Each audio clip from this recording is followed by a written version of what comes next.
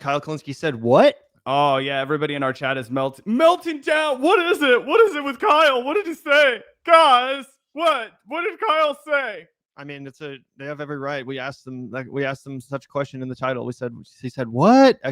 Question mark, question mark, question mark. So they have the right to be curious, Zach. Let's, satisfy their appetite, their curiosity.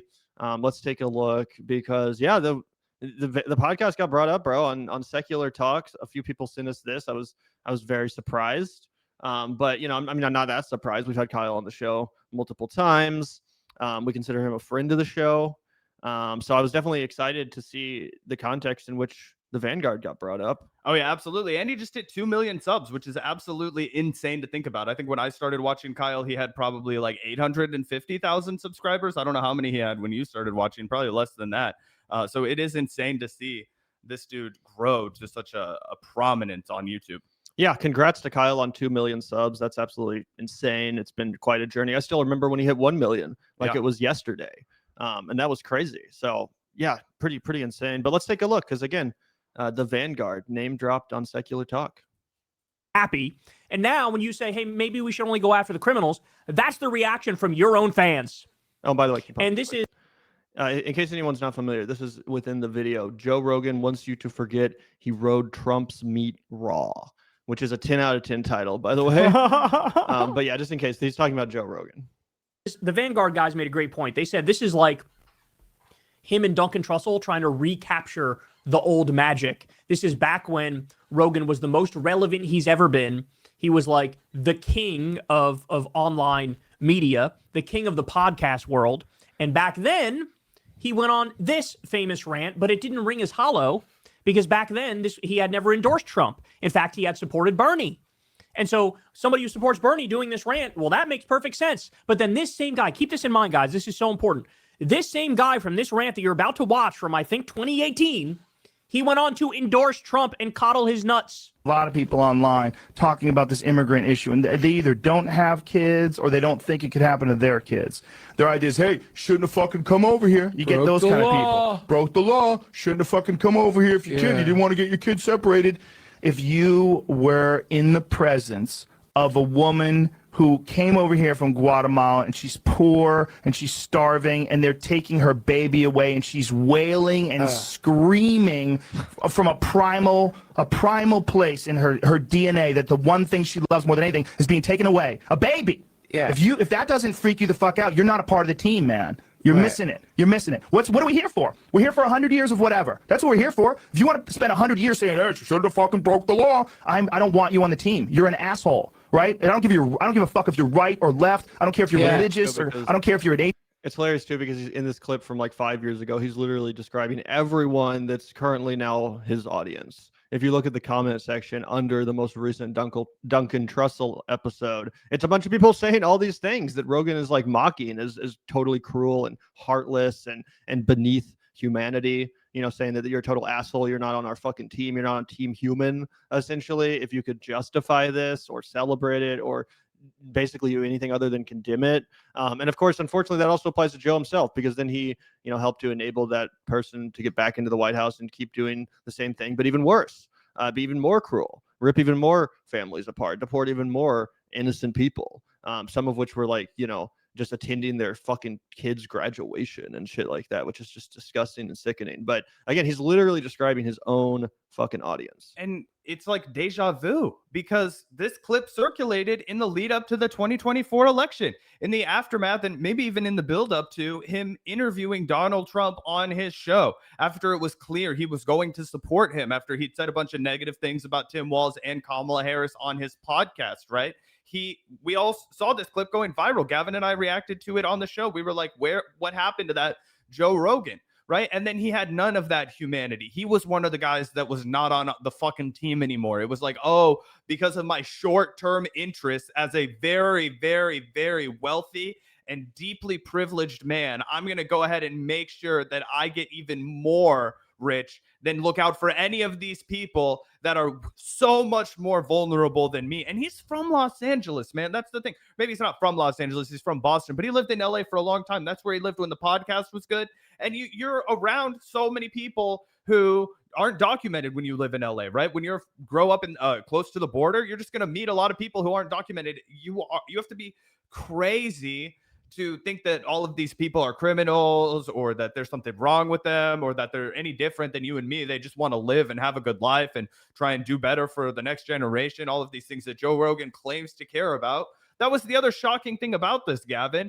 Basically, that, you know, Joe Rogan used to go on and on and on about the immigrant mentality, man. Oh, I love the immigrant mentality. I don't know if you remember that era of Joe Rogan, but he always had Joey Diaz on and they would talk about the immigrant mentality, man. Those immigrants, they just work so hard. So for him to turn his back on the immigrant community like that, it's very strange. And it just shows that all he cared about was co-opting a narrative of like, oh yeah, man, get up and work hard and, you know, conquer your inner bitch and grind set mindset. But the people that he used as an example for being so hardworking are the same people he threw under the bus for Donald Trump. It's just mind-boggling. Yep.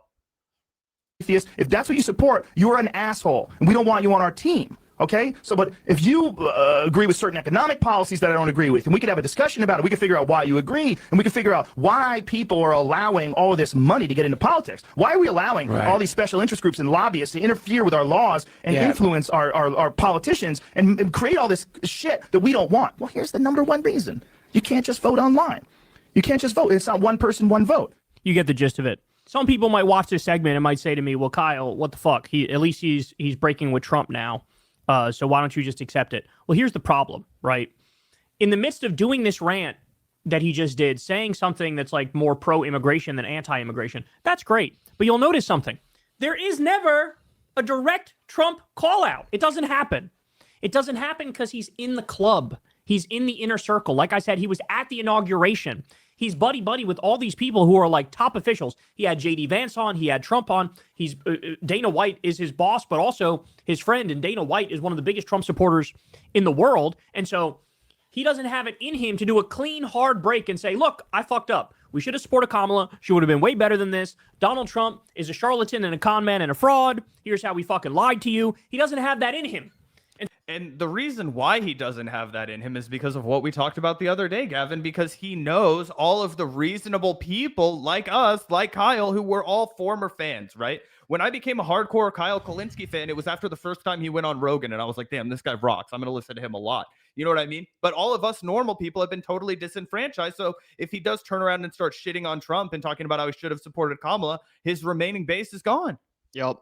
100%. And I think there's no better evidence of that, the, you know, sort of demographic change in Joe Rogan's audience, because he really did used to appeal to more normie people, non-ideological people, hippies, stoners, you know, just random people that weren't all just like right-wing hacks. I remember the first couple of times he had Kyle on, his audience liked it. Like, it wasn't an issue at all. People were like, hey, it's cool that you had this guy on. I watch his videos sometimes. I appreciate the perspective. The last time Kyle Kulinski got invited on Joe Rogan, his entire comment section was being fucking douchebags, making fun of Kyle Kulinski, calling him like a loser and a soy crat and like all this kind of stupid shit, you know, like just all this belittling of Kyle. Like, no one gave a fuck about anything Kyle had to say. No one was even interested in hearing the alternative perspective. They were just like, why did you bring on this woke skull to, lecture us or whatever? And it's like, that just tells you everything you need to know. All that intellectual curiosity dissipated. Rogan's audience stopped wanting to hear interesting conversations, pushback, perspective, debate. No, they just wanted to hear an echo chamber. They just wanted to, Joe Rogan Experience to become another place for talking points that would be pro-Trump. And it still is that way, even though Trump's now president. When Joe Rogan does even tepidly push back on Rogan, the audience revolts, as we showed you the other day when the comment section was, almost literally unanimously calling out Rogan and Duncan Trussell for just having like a shred of humanity, even though it was all performative. They were all just, trying to fucking pretend like, oh, see, we're capable of criticizing Donald Trump too. Look, but the audience was like, no, you're a traitor. Fuck you. How dare you step out of line even a little bit just to prove your humanity. Yep.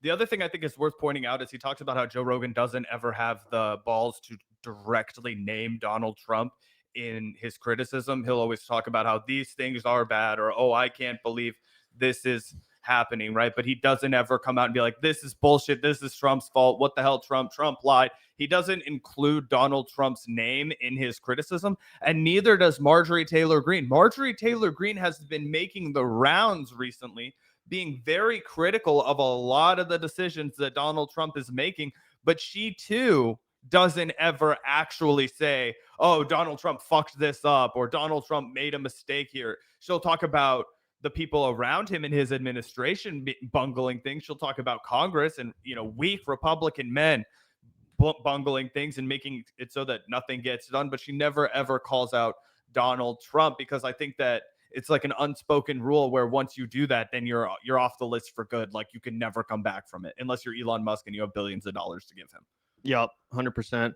Either way, do you want to watch some more of that Kyle video, or you think we got the point? I think he mostly is done, calling us out. He also gives some good Rogan analysis. And I think that it's really important that we do continue to cover Joe Rogan as Kyle does. Kyle gives a very unique perspective on the matter. You get a look at a guy that, at least at face value, seemed like the average Joe, the center of the country, right? And we've watched him, despite the fact that there's been multiple attempts to reach out to him and convert him and teach him some of the things that are incorrect about right-wing America, right? To put it like in the most toddler terms possible. People like Abby Martin went on there and tried to educate him. People like Kyle Kulinski went on there and tried to educate him. Tons of people went on there and tried to educate him. He unlearned it the second they left the studio.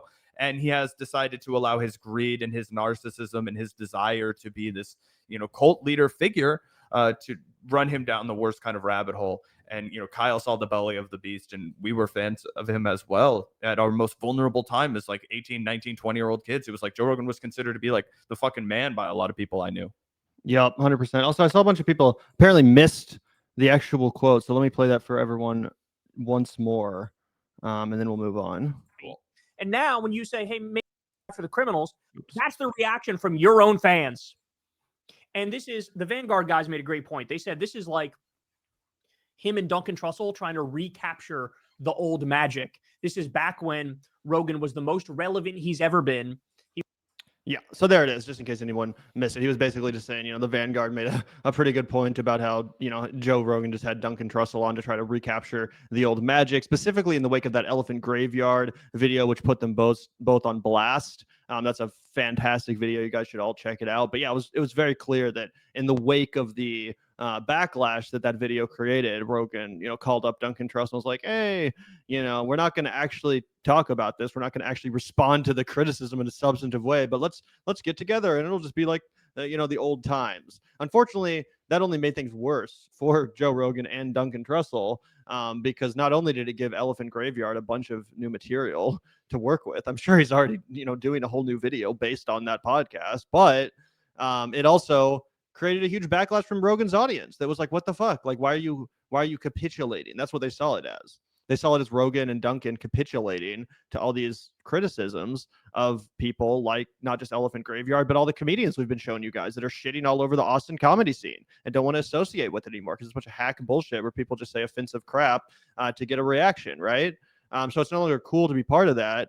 And Joe Rogan's actual fans, his actual audience, they don't want him to bend to the pressure. They're like, who cares? Who cares what anyone's saying about the scene?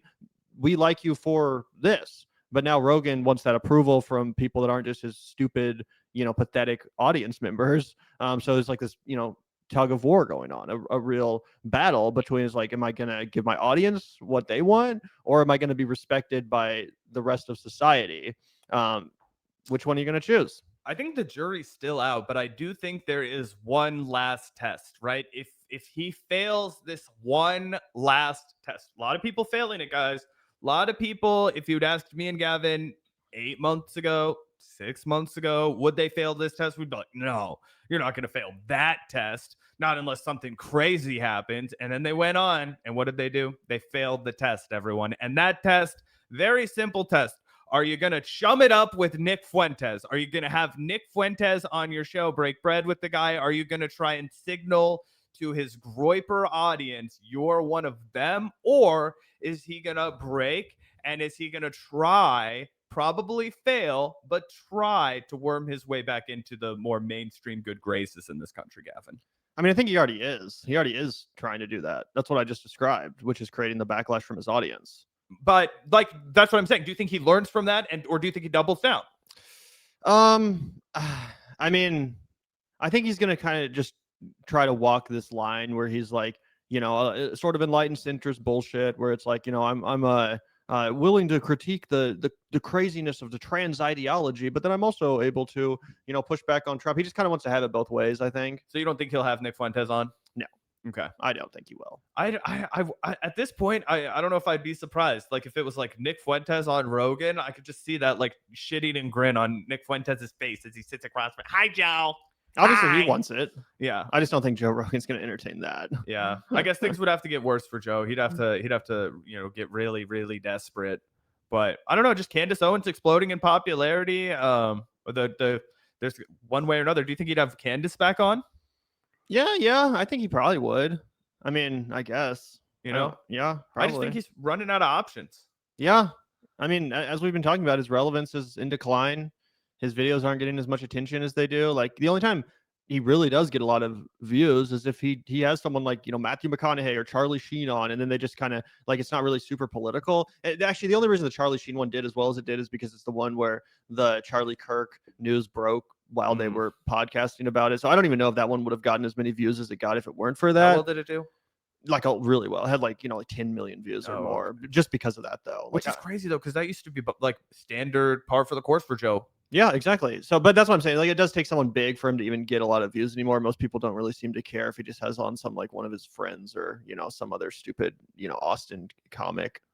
Yeah, that's just why I'm like, I don't know. I just know that Joe's a really competitive guy, and he said he would never have Trump on, and I felt like he would never run to the right wing in the way that he did. And if he feels like the way to go is to be one of the people like PBD who sits down with the crazies and is like, oh, I'm not afraid to have a conversation with anybody. Like, you guys think I'm afraid to talk to Nick Fuentes? You think I'm afraid to talk to Candace Owens? I'll be the guy that talks to every single one of these people. I'll just cycle them all through, and I'll have them through my Austin, compound and I mean, maybe I wouldn't be shocked.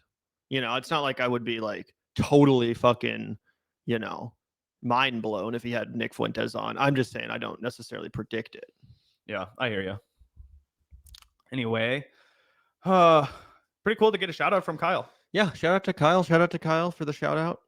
Very cool, and glad he enjoyed our commentary on the subject matter. I've in turn been enjoying his. I'm super glad that he's just been hammering the fuck out of Joe Rogan and these idiots, not letting them off the hook for their crimes against humanity and their fucking, treason against this country. That's what it is. It's fucking treason. They all committed treason. They enabled a treasonous, seditious takeover and attempt to destroy American democracy, knowing exactly what they were signing us all up for in the process so that they could get a little bit richer. They saw January 6th, and just clear as we did. I'm sure they were watching TV that day. I don't think they, were slept in.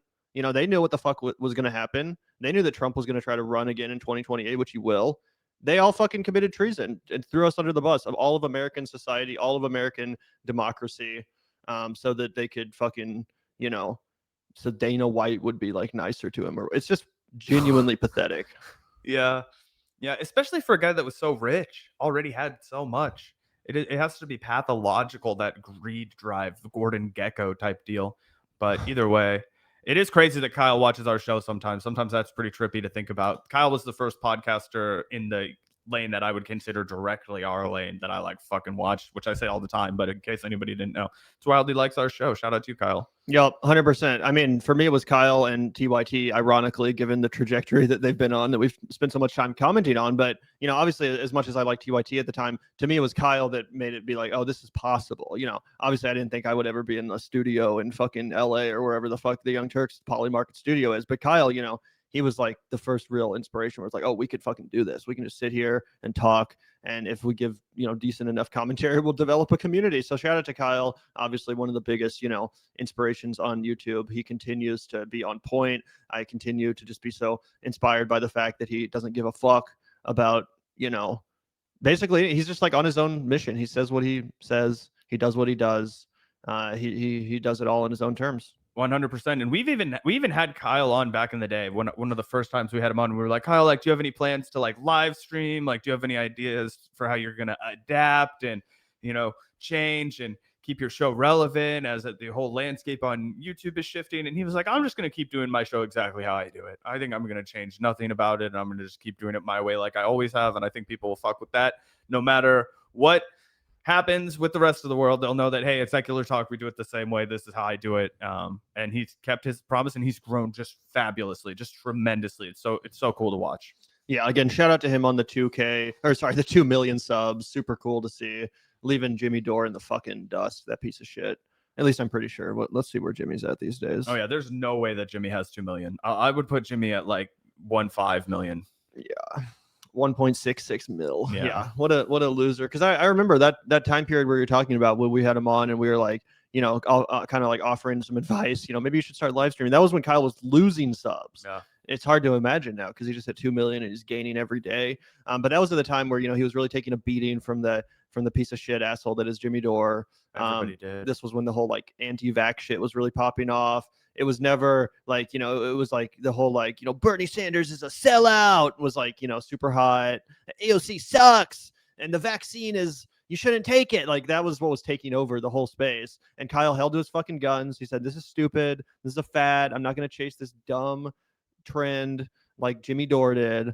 And who fucking won out at the end of the day? Who fucking has more subscribers now? Who has more relevance? It's Kyle Kulinski. That's proof that, in this space, it may seem like you never get rewarded for doing the right thing, right? In media, it just seems like all the incentives are to be shitty and to lie and to grift. But Kyle's proof of the opposite. It genuinely like, makes me so happy that someone has been so successful by staying true to themselves, by not chasing the trend, by not grifting. By remaining consistent. And that's exactly, Kyle's secret formula, which again, it's rare to see that rewarded in this industry.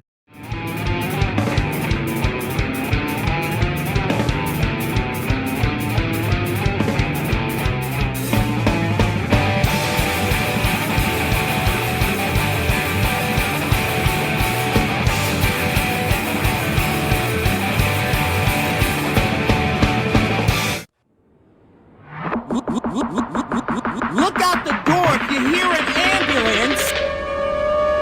The Vanguard will be there, sir. The Vanguard will be there, sir. The Vanguard will be there, sir. The Vanguard will be there.